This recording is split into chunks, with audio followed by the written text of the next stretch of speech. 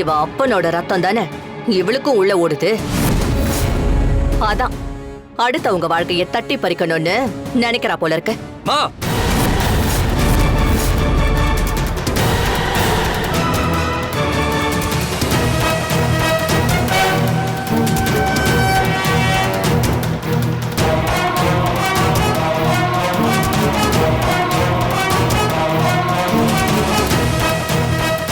என்னமோ பேசிட்டு இருக்கீங்க? இது என்ன 19th செஞ்சுரியா? இப்ப போய் ரத்தம் வம்சம் பேசிட்டு இருக்கீங்க? இன்னுமாமா மனுஷங்களுக்கு மனுஷங்க பிரிச்சு பார்த்துட்டு இருக்கீங்க? இதெல்லாம் முட்டாள்தனமா இல்லையா? உங்க யாருக்குமே புரியலையா? வெஸ்ட்ல தான் கலரையும் ரேசியும் வச்சு பிரச்சனை பண்ணிட்டு இருக்காங்கன்னா இங்கேயும் வந்து கேஸ்ட வச்சு பேசிட்டு இருக்கீங்க. மனுஷனை மனுஷனா பார்க்கணும்னு உங்க யாருக்கும் சொல்லி தரலையா?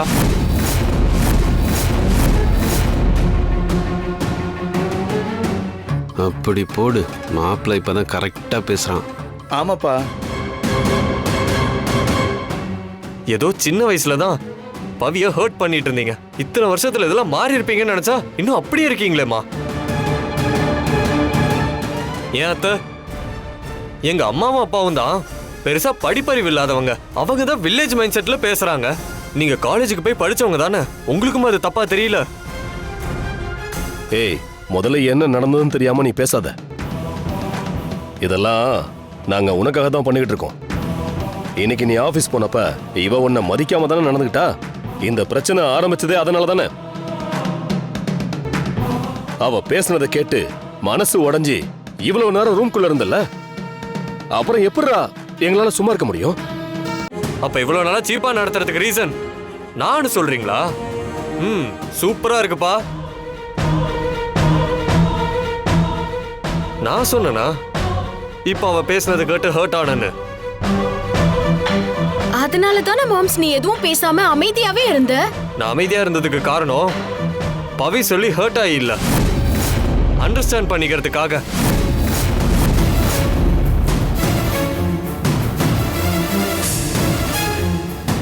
நான் ரூம்குள்ள உட்காந்து தனியா யோசிச்சுட்டு இருக்கும் போதுதான் எனக்கு எல்லாமே புரிய வந்தது. பவி சொன்ன ஒவ்வொரு வார்த்தையும் ரொம்ப சரின்னு.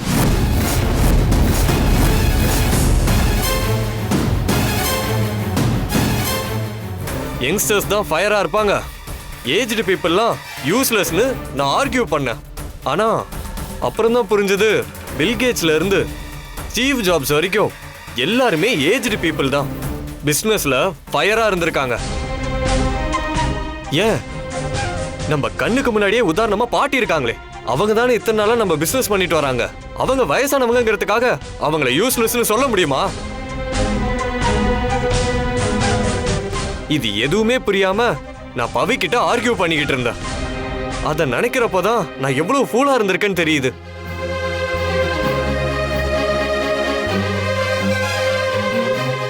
நான் யூனிவர்சிட்டியில படிச்சு புரிஞ்சிக்காத விஷயத்த பவி ஜஸ்ட் லைக் தட்னு ஒரு கான்வர்சேஷன்ல புரிய வச்சுட்டா. அது எவ்வளவு பெரிய விஷயம் தெரியுமா?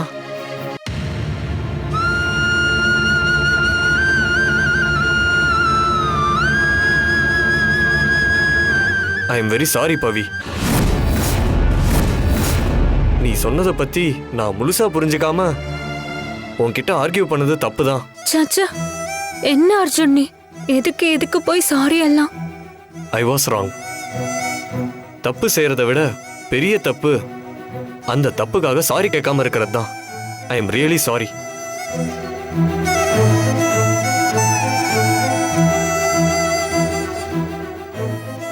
அதே நேரத்துல நீ ரொம்ப கரெக்டான ரூட்ல தான் போயிட்டு இருக்க. இவங்களா சொல்றாங்கிறதுக்காக நீ எதுவும் டிஸ்டர்ப் ஆடாத. நீ எனக்காக செஞ்ச சில விஷயங்களை பூமர்னு நான் எப்படி சொன்னனோ அதே மாதிரி தான் இவங்க வம்சம் ரத்தம்னு சொல்றதெல்லாம். அதை நீ மனசுல கொஞ்சம் கூட ஏத்திக்காத.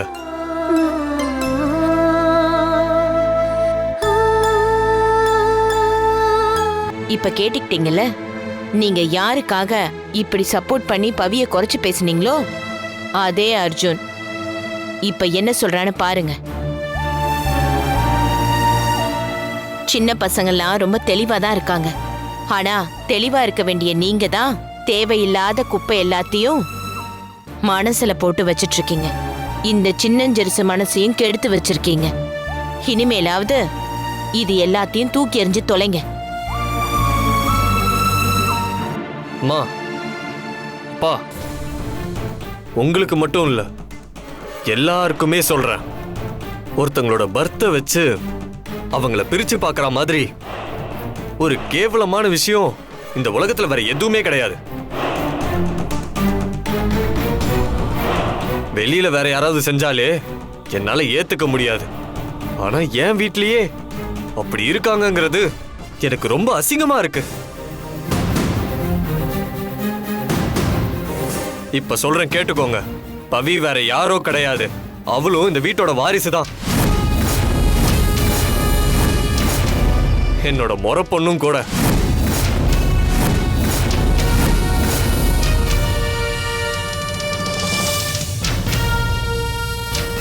இன்னொரு தடவை அவளை பிரிச்சு பேசி யாராவது ஏதாவது பண்ணீங்கன்னா சிம்பிள், நான் அடுத்த ஃப்ளைட்லயே அமெரிக்கா கிளம்பி போயிட்டே இருப்பேன்.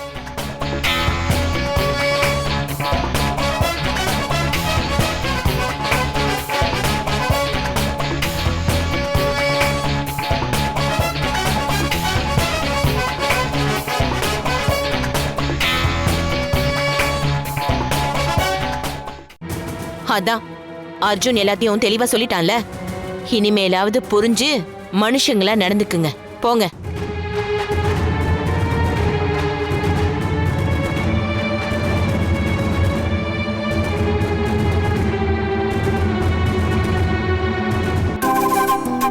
பாட்டி, நீ எதுவும் சொல்ல வேணாம்.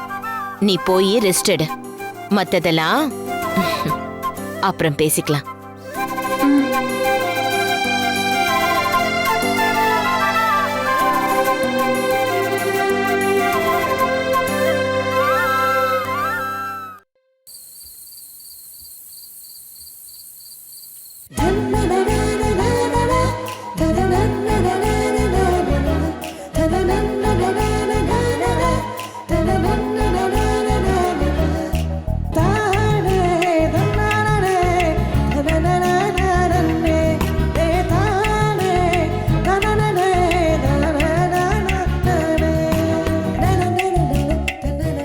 அர்ஜுன், வா பவி.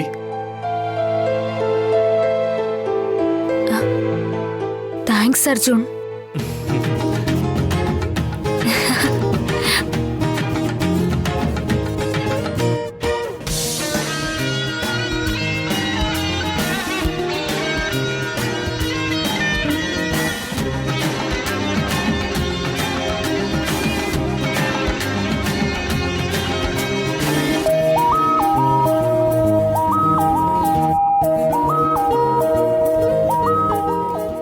என்ன யோசிக்கிற?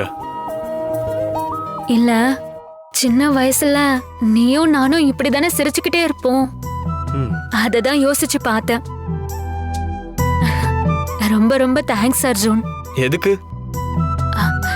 எனக்காக நீ சப்போர்ட் பண்ணி பேசுனதுக்கு.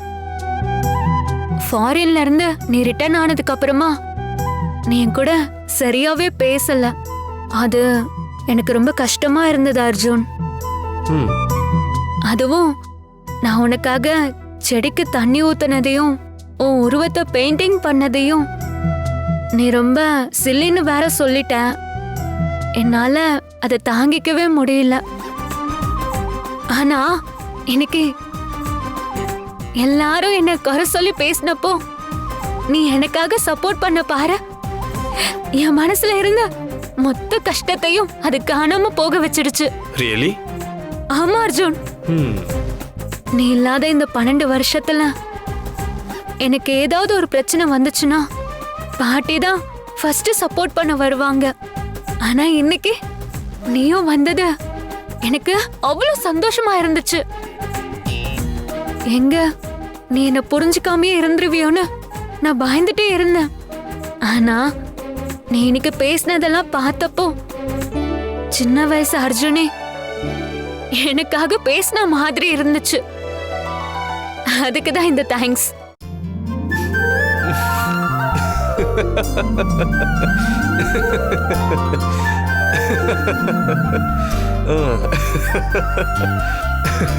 என்ன பவி, இப்பவும் நீ அமெச்சராவே பேசிட்டு இருக்க.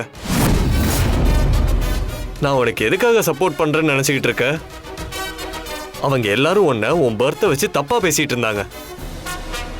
என்ன பொறுத்த வரைக்கும் அது ரொம்ப மோசமான கான்செப்ட். அதனாலதான் நான் அவங்க பேசுனதை தப்புன்னு சொன்னேன். இதுவே அவங்க உன்னோட சைல்டிஷ்னஸை பத்தி பேசியிருந்தா கண்டிப்பா அவங்க சொல்றதுதான் சரின்னு பேசியிருப்பேன். ஆனா பாரு, அது கூட புரியாம நீ என்னென்னமோ பேசிட்டு இருக்க. என்ன அர்ஜுன் சொல்ற? அப்பா, நீ என் மனச புரிஞ்சுக்கிட்ட எனக்காக சப்போர்ட் பண்ணலையா? மனசா? காமெடி பண்ணாத பவி. நீ பிசினஸ்ல பிரில்லியண்டா இருக்குங்கிறது உண்மைதான். ஏன், எனக்கே தோணாத ஒரு விஷயத்த நீ ரொம்ப அழகா சொன்ன. அதெல்லாம் பாராட்ட வேண்டிய விஷயம்தான். அதனால நான் உன்னை என்கரேஜ் பண்ண. அத போய் மனசு அது இதுன்னு பேசிட்டு இருக்க பாத்தியா? ஆக்சுவலா இதுதான் உன்கிட்ட ஒரு பிரச்சனையே. ஒரு சாதாரண விஷயத்த கூட நீ சின்ன புள்ளத்தனமா வேற வேற மாதிரி கற்பனை பண்ணிக்கிட்டு இருக்க. பீட்டர் பேன் சிண்ட்ரம் பத்தி கேள்விப்பட்டிருக்கியா? அதாவது பார்க்கறதுக்கு பெரியவங்க மாதிரி தான் இருப்பாங்க, ஆனா அவங்க நடந்துக்கிறதெல்லாம் பார்த்தா ரொம்ப சைல்டிஷா இருக்கும். எனக்கு தெரிஞ்சு உனக்கும் அப்படி ஒரு பிரச்சனை இருக்கும் தான் நினைக்கிறேன். நீ ஒரு நல்ல சைக்காட்ரிஸ்டா பார்த்து ட்ரீட்மெண்ட் தான் எடுக்கணும். அப்பதான் அந்த செடிக்கு தண்ணி ஊத்துறது, பார்க்காம பெயிண்டிங் பண்றது, இந்த மாதிரி விஷயங்களெல்லாம் செய்யாம இருப்ப. இப்பவும் சொல்றேன், I appreciate your skill and stuff.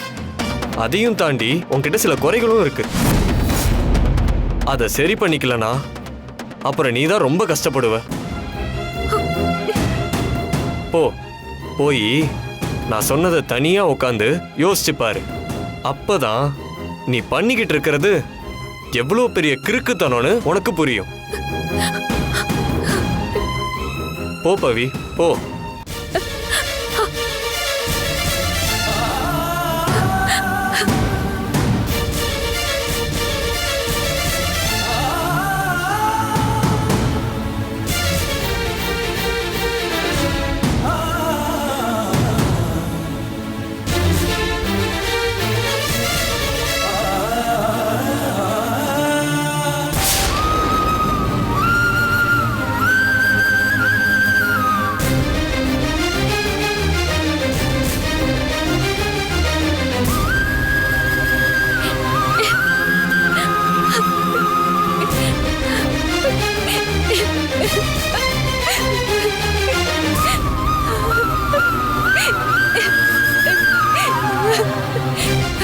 நீ பிசினஸ்ல பிரில்லியண்டா இருக்குங்கிறது உண்மைதான். அதெல்லாம் பாராட்ட வேண்டிய விஷயம்தான். ஒரு சாதாரண விஷயத்த கூட நீ சின்ன புள்ளத்தனமா வேற வேற மாதிரி கற்பனை பண்ணிக்கிட்டு இருக்க.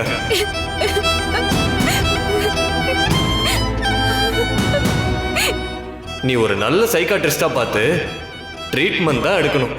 அப்பதான் அந்த செடிக்கு தண்ணி ஊத்துறது, பார்க்காம பெயிண்டிங் பண்றது, இந்த மாதிரி விஷயங்களெல்லாம் செய்யாம இருப்ப.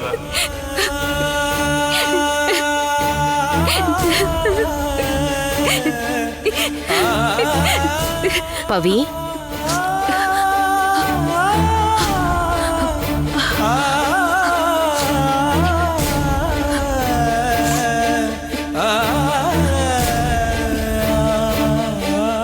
பவி,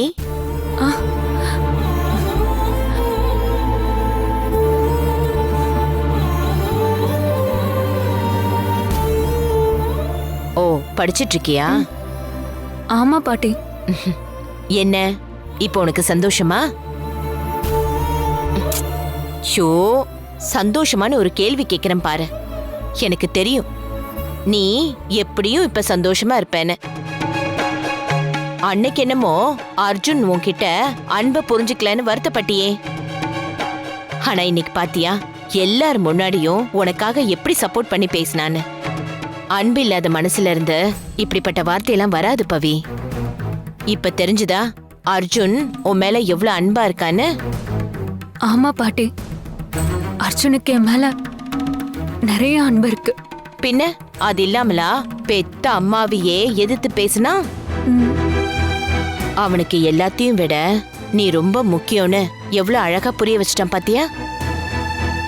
இதுக்கெல்லாம் காரணம் நீ வேண்டின அந்த சாமி தான் பவி.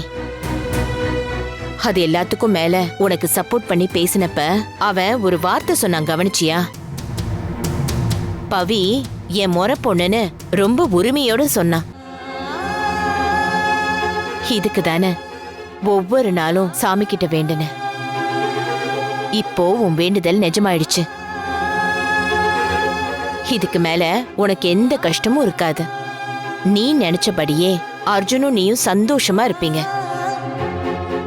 அவன் உன் மேல வச்சிருக்க அன்புதான் பவி இந்த வீட்ல உன்னை சுத்தி வர எல்லா பிரச்சனையில இருந்தும் காப்பாத்த போகுது. ஐயோ பாட்டி, அர்ஜுனுக்கு என் மேல எந்த அன்பும் இல்ல பாட்டி. அவன் இன்னும் நான் செஞ்ச விஷயத்தெல்லாம் ஒரு பைத்தியக்காரத்தனோன்னு தான் நினைச்சிட்டு இருக்கான். ஆனா இதை நான் அவங்க கிட்ட சொன்னா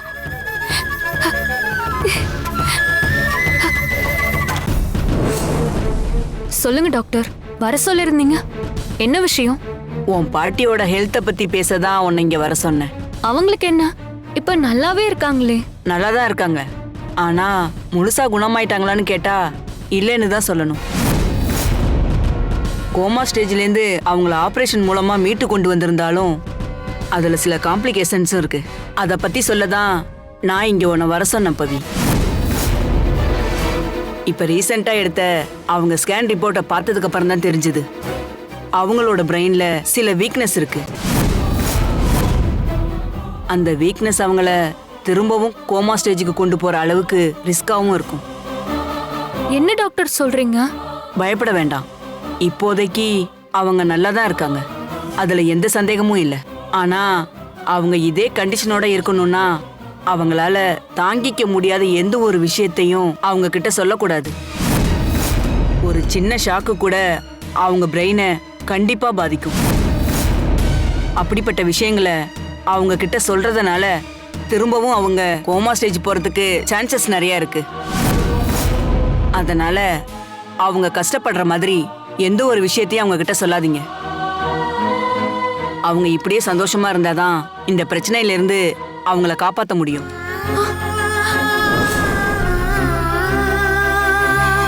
ஆ, நான் பேசிக்கிட்டே இருக்கேன், நீ பேசாம அமைதியாவே இருக்க. அமைதியா தான் பாட்டி இருந்தாகணும். நான் சொல்ற உண்மை உங்களுக்கு ஆபத்துன்னு தெரிஞ்சும் எப்படி பாட்டி என்னால பேச முடியும்? பாட்டி, என்ன? நீங்க இங்கதான் இருக்கீங்களா? உங்களை உடனே கூட்டிட்டு வர சொன்னாங்க. வாங்க. எதுக்குடா? உங்களுக்கு பிடிச்ச ஆப்பமும் தேங்காய் பாலும் செஞ்சு வச்சிருக்காங்க, அதான் சாப்பிட வர சொன்னாங்க. வாங்க. ஆப்பமும் தேங்காய் பாலும் எனக்கு மட்டுமா பிடிக்கும்? பவிக்கு கூட தான் பிடிக்கும். அப்ப 2 பேரும் வாங்க, சாப்பிட போவோம். வா பவி. இல்ல, எனக்கு பசிக்கல, நீங்க போங்க. புரிஞ்சு போச்சு. எப்படி உனக்கு பசிக்கும்? அர்ஜுன் உனக்கு சப்போர்ட் பண்ணி பேசினதுலயே உனக்கு மனசும் வயிறும் நிறைஞ்சு போயிருக்குமே. பாட்டி, இன்னும் 1 வாரத்துக்கு பவிக்கு எதுவுமே தேவையில்லை. இந்த சந்தோஷத்துல அப்படியே இருந்துருவா. அப்படியா? நீங்க வாங்க, நாம போவோம். பவியோட பங்கையும் நானே வெளுத்து கட்டிடுறேன். வாங்க.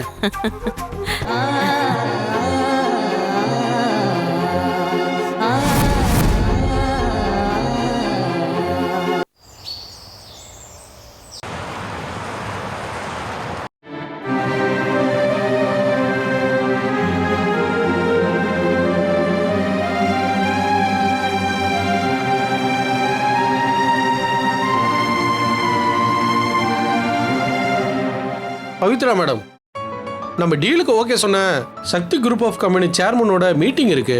அவங்க ஜூம் காலில் தான் கனெக்ட்ல இருக்காங்க. சரி, ஓகே, நான் கனெக்ட் பண்ணிக்கிறேன்.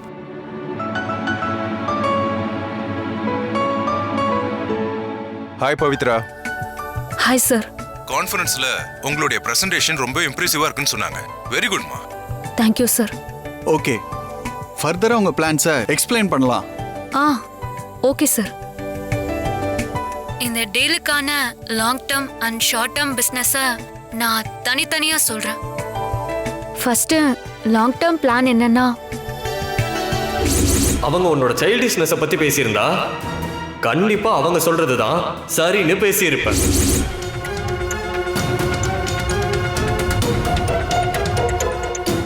பார்க்கறதுக்கு பெரியவங்க மாதிரி தான் இருப்பாங்க, ஆனா அவங்க நடந்துக்கிறதெல்லாம் பார்த்தா ரொம்ப சைல்டிஷா இருக்கும்.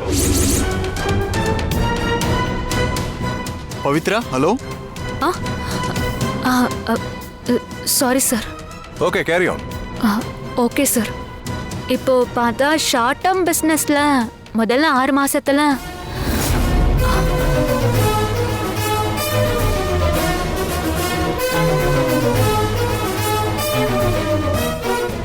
நீ ஒரு நல்ல சைக்காட்ரிஸ்டா பார்த்து ட்ரீட்மெண்ட் தான் எடுக்கணும்.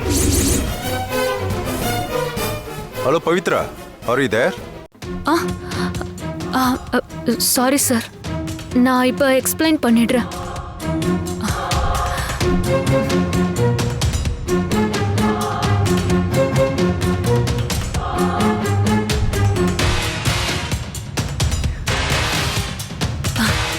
Sir, first 6 monthsல